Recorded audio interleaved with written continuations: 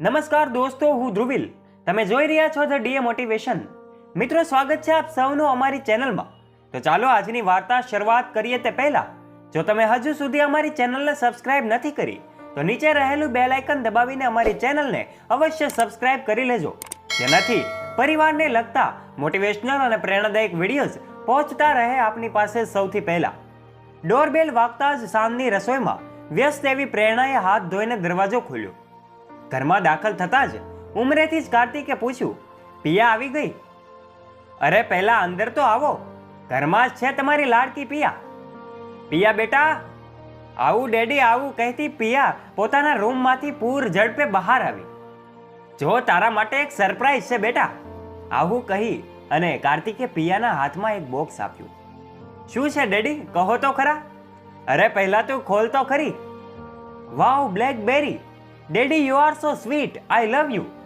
હવે આટલો મોંઘો મોબાઈલ એને આપવાની શી જરૂર હતી? પ્રેરણાએ છટકો કર્યો. કેમ, હું તારા માટે નહીં લાવ્યો એટલે? દીકરીની વળી કદી માને થોડી ઈચ્છા થાય, પણ તમે આમ જ એને લાડ કરીને બગાડી મૂકશો. મમ્મી પ્લીઝ, હું કંઈ બગડું એવી નથી, મારી દીકરી કદી બગડે જ નહીં, એવું કહી કાર્તિકે પિયાને સાથ પુરાવ્યો. કાર્તિક સાયન્ટિસ્ટ હતો, ખાસ તો બાયોલોજીમાં રિસર્ચ કરતો હતો. સવારથી મોડી સાંજ સુધી પોતાની લેબોરેટરીમાં રિસર્ચનું કામ કરતો. પણ એકવાર ઘરે આવ્યા પછી એને પિયાની વાતોમાં વધુ રસ પડતો. પિયા પણ એકવાર એના ડેડી ઘરે આવી જાય એટલે પછી એના બધા કામ અને ભણવાનું પડતું મૂકીને ડેડી પાસે બેસી જતી. બસ પછી તો બંનેની વાતો ખૂટતી જ નહીં હો. પ્રેરણા ઘણીવાર ટોકતી, પહેલા બંને જમી લો પછી નિરાંતે વાતો કર્યા કરજો, એટલે હું રસોડામાંથી મુક્ત થાઉં. પિયાને તો આખા દિવસની ઝીણામાં ઝીણી વિગતો પણ એના ડેડી સાથે શેર કરવા જોઈએ. આવતીકાલે કોલેજમાં વક્તૃત્વ સ્પર્ધા છે, મેં મારું વક્તવ્ય તૈયાર કર્યું છે, તમે જરા વાંચી જાવ ને. કાર્તિક વાંચીને એમાં કેટલા સૂચનો કરતો અને પિયા એ પ્રમાણે એમાં ફેરફાર પણ કરતી. સ્પર્ધાની પહેલા તો કેટલીક વાર ડેડી પાસે એના રિસર્ચ કરાવતી. સ્પર્ધાના ઇનામ મળે કે એ સૌથી પહેલા ફોન એના ડેડીને જ કરતી. પિયા પણ એટલી જ નિકટ અને ડેડી સાથે નિકટતાથી જોડાયેલી હતી જેટલી એના મમ્મી સાથે નહોતી. પ્રેરણા પણ આ વાત ક્યાંય નહોતી સમજી શકતી. ક્યારેક વળી પ્રિયાને પ્રેરણા પણ લાડથી બોલાવતી અને એની વાતોમાં સામેલ થવા આગ્રહ પણ કરતી. મમ્મી ચાલ ને, આવ ને, બેસ ને, અમારી સાથે તું તો આખો દિવસ કામ કરતી હોય છે, અમારી સાથે બેસતી જ નથી. ત્યારે પિયાના અતિ આગ્રહને વશ થઈને પ્રેરણા એમની સાથે વાતોમાં જોડાતી. આજે પિયા એના ડેડીની આતુરતાથી રાહ જોઈ રહી હતી. એને એના ડેડીને એક ખાસ વાત કહેવી હતી. ડિનર પછી પિયાએ વાત શરૂ કરી. ડેડી આજે છે ને પ્રતિકે મને પ્રપોઝ કર્યો. પ્રતિક એટલે પેલો તારો ક્લાસમેટ ને? હા એ જ. તો તેમને નથી કહ્યું ને કે મારા ડેડીને પૂછીને કહીશ? કાર્તિકે હસતા હસતા મજાકના મૂડમાં કહ્યું. ડેડી વિચાર તો કંઈક એવો જ હતો, પણ મેં કંઈ જવાબ નથી આપ્યો. મને તો આવો પ્રપોઝ કરવાનો કોઈ ચાન્સ જ નથી મળ્યો. અમારા વખતમાં તો વડીલો જ વધુ નક્કી કરી નાખતા અને મને તારા દાદા દાદીએ કહ્યું હતું કે આ પ્રભુભાઈની પ્રેરણા સાથે તારું વેવિશાલ નક્કી કર્યું છે અને અમારા લગ્ન થઈ ગયા. તો ડેડી કહો ને, હું પ્રતિકને શું જવાબ આપું? અરે એ તારે નક્કી કરવાનું બેટા, તું 20 વર્ષની થઈ ગઈ છો. મને મારી દીકરીમાં પૂરેપૂરો વિશ્વાસ છે કે જે પણ કાંઈ નિર્ણય લેશે એ સમજી વિચારીને લેશે. પ્રેરણા રસોડામાંથી પિતા પુત્રીનો સંવાદ સાંભળી રહી હતી. ક્યારેક તો એના મનમાં લાગી આવતું કે પિયા એટલી નિખાલસ કાર્તિક સાથે છે એટલી એના સાથે નથી. હમણાં કેટલાક દિવસોથી કાર્તિકની તબિયત એને એના કામમાં સાથ નહોતી આપતી. એની ઘણી મરજી છતાં પણ એ લેબોરેટરીમાં લાંબો સમય માટે કામ કરી શકતો નહોતો. હાથ પગમાં ઝંઝનાટી થાય, પગમાં ખાલી ચડી જતી. 3-4 દિવસથી તાવ પણ આવ્યા કર્યો છે. દવાની કોઈ અસર થતી નથી. બ્લડ રિપોર્ટ કરાવ્યા, ટાઇફોઇડનું નિદાન થયું. પિયા તો કાર્તિક પાસે ખસતી જ નહોતી. કાર્તિકની આવી તબિયતથી એ બે બાકડી થઈ જતી. બસ એને એક જ ધૂન સવારથી હતી, મારા ડેડીને કંઈ થવું ન જોઈએ. ધીરે ધીરે તાવ કાબૂમાં આવ્યો. કાર્તિક સ્વસ્થ થતાં જ એણે લેબોરેટરી જવાનું શરૂ કર્યું. થોડાક દિવસોથી પ્રેરણાએ એક વાતની નોંધ લીધી હતી કે હમણાંથી કાર્તિક બહુ સુનમૂન લાગે છે, ઘરમાં બહુ બોલતા નથી. પિયાની વાતોમાં પણ એને રસ રહ્યો નથી હવે. કાર્તિકના આવા વર્તનથી પિયા આકળાઈ જતી. અને એના ડેડી સાથે કેટલીક વાતો કરવી હોય, પણ ડેડી હવે એ પહેલા જેવા ઉમંગ અને ઉત્સાહમાં હતા નહીં. મમ્મી, ડેડીને આ શું થઈ ગયું છે? પિયાથી રડાઈ પડાયું. બેટા, ટાઇફોઇડ પછી શરીરમાં બહુ નબળાઈ આવી જાય, બીજું કંઈ નહીં, પ્રેરણાએ પિયાને શાંત પાડતા કહ્યું. મમ્મી, મારે કોલેજમાંથી 3 દિવસ માટે એજ્યુકેશનલ ટૂર પર ચેન્નઈ જવાનું છે, શું કરવું? પિયાએ આજે પહેલી વાર આવો કોઈ પ્રશ્ન એના ડેડીના પૂછવાને બદલે પ્રેરણાને પૂછ્યો. પ્રેરણાએ તરત જ મંજૂરી આપી દીધી. તું ટૂર પર જઈ આવ, ત્યાં સુધી તારા ડેડી એકદમ સ્વસ્થ થઈ જશે. ભલે પોતે ચેન્નઈ જતી રહી, એ વાત કાર્તિકને પણ કરી, પણ કાર્તિકે એમાં ખાસ રસ દાખવ્યો નહીં.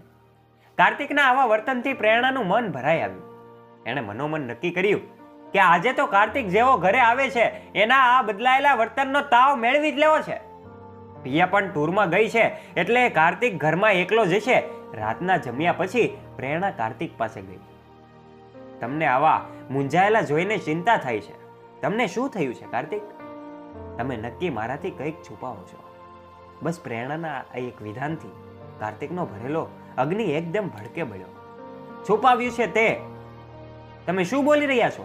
વિચારીને બોલો. મારી સાથે વિશ્વાસઘાત કરતા પહેલા તે વિચાર્યું પણ નહીં. હે ભગવાન, આ તમને શું થઈ ગયું છે? બસ બંધ કર હવે તારું નાટક. આવા જ આંસુઓથી ધૂંધળી થયેલી પ્રેરણાની આંખો કાગળ પરના એકેય અક્ષરને ઉકેલી શકે એમ નહોતી. આમાં તને કંઈ સમજાતું નથી. આ મારો અને પિયાનો DNA રિપોર્ટ છે, બંને તદ્દન અલગ. કાર્તિક બહુ રહ્યો. પિયા મારી દીકરી નથી. આટલું બોલતા બોલતા તે સેંકડો પર્વતો એના પર ઘસી આવ્યા. એ ભારે પીડાને અનુભવી રહ્યો હતો. પ્રેરણાને લાગ્યું જાણે અચાનક એ ઊંડા ખીણમાં ધકેલાઈ ગઈ છે, જેમાંથી એ ક્યારેય બહાર નહીં નીકળી શકે. એના જીવનની નબળાઈમાં નબળી ક્ષણ એનાથી એક ભૂલ થઈ હતી, જેના ડંખથી પીડા એ ક્યાં સુધી ભોગવી રહી છે. પણ એનું આ પરિણામ એને ક્યારેય કલ્પ્યું પણ નહોતું. પોતાની ભીતર ઊંડે ઊંડે ધરબી દીધેલી વેદના આમ અચાનક ઉપર તળે આવી જશે એવું એને કદી ધાર્યું પણ નહોતું. કાર્તિક કલ્પાત કરી રહ્યો હતો. બાપુજી એમના જીવનના છેલ્લા કેટલાક વર્ષોમાં જ્ઞાત તંતુઓની બીમારીથી પીડાઈ અને મૃત્યુ પામ્યા. થોડા દિવસોથી મને પણ એ બીમારીના થોડા લક્ષણો મારામાં હોય ને એવું લાગે છે. મને પિયાની ચિંતા થતી હતી, આ રોગ એને પણ વારસામાં નહીં આવે ને, એ માટે અમે પિયાનું આજે મારું જેનરિક ટેસ્ટિંગ કરાવ્યું. અને આટલું બોલતા બોલતા કાર્તિક રડી પડ્યો. મને માફ કરી દો. ખરેખર તમને હું કહું છું, આજ સુધી હું પણ નહોતી જાણતી કે પિયા તમારી દીકરી નથી. આજથી 20 વર્ષ પહેલા તમે કોન્ફરન્સ માટે અમેરિકા ગયા હતા, ત્યારે મારો કોલેજ કાળનો મિત્ર મને મળવા આવ્યો હતો. ત્યારે મારાથી જિંદગીની બહુ મોટી ભૂલ થઈ ગઈ હતી. એનું મને ખૂબ પસ્તાવો થયો હતો. એ પછી અઠવાડિયામાં તમે અમેરિકાથી પાછા આવ્યા. એ રાતે તમે તમારાથી જે મને પ્રેમથી તરબોળ કરી દીધી હતી. પ્રેરણા 2 હાથ જોડી આક્રોશ કરતી કાર્તિકને પગે પડી. મને માફ કરો. હું સાચું કહું છું, હું નહોતી જાણતી કે પિયા તમારી દીકરી નથી. બંને જોરદાર આંસુએ રડી પડે છે. કોણ કોને સાંત્વના આપે? પિયા ટૂર પરથી પાછી ફરી ત્યાં સુધી કાર્તિક અને પ્રેરણા જાણે અત્ર તત્ર લાગણીહીન જીવન જીવી રહ્યા હતા. પિયાએ ટૂર પરથી પાછા ફરતા કેટલાય સપનાઓ જોયા હતા. હવે તો ડેડી એકદમ સારા થઈ ગયા છે. એને તો ઘરે જઈને જલ્દી નાઈને ફ્રેશ થઈ જાઓ. બેટા, હું જમવાનું પીરસું છું. પ્રેરણાએ એટલું કહીને તે ક્ષણ પૂરતી એ વાતને ટાળી. જમ્યા પછી પ્રેરણાએ પિયાને પોતાના પાસે બેસાડી અને બેટા, મારે તને એક વાત કરવી છે એમ કહ્યું. પિયા મમ્મીની વાત સાંભળવા માટે આતુર થઈ ગઈ. પ્રેરણાની વાત કહેતા જ એ જીભ ઉપડતી નહોતી. દીકરી માની મૂંઝવણ સમજી ગઈ. એણે મમ્મીને ખૂબ જ હિંમત આપી. મમ્મી, તને જે કહેવું હોય તું વિના સંકોચે મને કહી શકે છે. હું તારી દીકરી છું. તું મને નહીં કહેશે તો કોને કહેશે?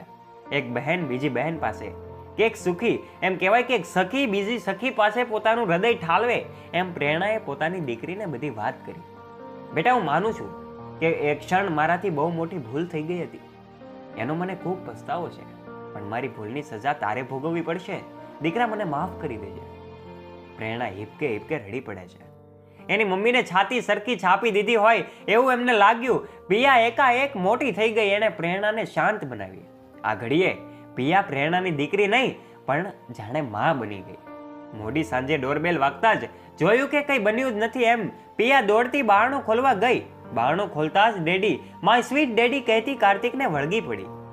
પિયાને થયું કે કોઈ નિર્જીવ થાંભલો ભેટી હોય, પણ પિયાએ એ વેદનાને પોતાના શબ્દો સુધી આવવા જ નથી દીધી. જલ્દી ફ્રેશ થઈ જાઓ, બહુ ભૂખ લાગી છે મને, અને મારે તમને બહુ બધી વાતો કરવાની છે પપ્પા. કાર્તિક નિરુત્તર પોતાના રૂમમાં ચાલ્યો ગયો. પ્રેરણાએ ત્રણેયની થાળી પીરસી. પ્રેરણા અને કાર્તિકને ભૂખ નથી, પણ થાળીમાં પીડ્યું છે, પેટમાં નાખવાનું છે એમ જાણે રુચિ વગર જમી લીધું. પિયા પોતાની પવિત્ર એ બડબડથી વાતાવરણ હળવું રાખવાનો પ્રયત્ન કરતી રહેતી હતી. Wow, paneer matar and stuffed paratha, my favourite. સારું થયું મમ્મી તે પંજાબી ખાવાનું બનાવ્યું, બાકી ચેન્નઈમાં સાઉથ ઇન્ડિયન ખાઈને હું તો કંટાળી ગઈ હતી. કાર્તિક પિયા કે પ્રેરણા સાથે એક શબ્દ પણ બોલ્યા વગર એ જમીને ઊભા થઈ ગયા. કાર્તિકની અનિરસતાથી પિયાનું મન ભરાઈ આવ્યું, પણ એણે મનનો ભાવ બહાર પ્રગટ થવા ન દીધો. જમ્યા પછી પિયા કાર્તિક પાસે બેઠી. ડેડી, મારે તમારી સાથે એક વાત કરવી છે. મને મમ્મીએ બધી વાત કરી છે. એક આપણો DNA રિપોર્ટ મળતો નથી, એટલે શું તમારી દીકરી હું મટી જાઉં છું? ડેડીએ રિપોર્ટ કરતા પણ એ બીજું ઘણું બધું આપણા માટે મહત્વનું છે. જીવનમાં આપણા વિચારો મળે છે. મારામાં રંગના સંસ્કારો તમે પૂર્યા છે, તમારા વિચારોએ મને ઘડી છે પપ્પા. મારી છુટ્ટીમાં તમારી જ વાતો છે. શું સંબંધ ફક્ત લોહીનો જ હોય, સ્નેહનો નહીં? આટલું બોલતા તો પિયા ગળગળી થઈ જાય છે. કાર્તિક અચાનક જ એને સાંભળી રહ્યો હતો. એ ભારે હૈયે પિયા સાથે નજર મેળવવા માટે અસમર્થ હતો.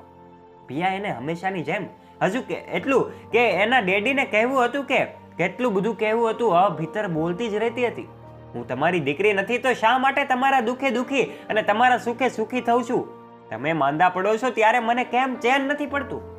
કોઈ પણ વાત હોય મને કેમ સૌથી પહેલા એ તમને જ કહેવાની તાલાવેલી હોય છે? આ બધા જ પ્રશ્નો એક જ ઉત્તર છે ડેડી, કે તમે મને ખૂબ પ્રેમ આપ્યો છે, કારણ કે હું તમારી દીકરી છું.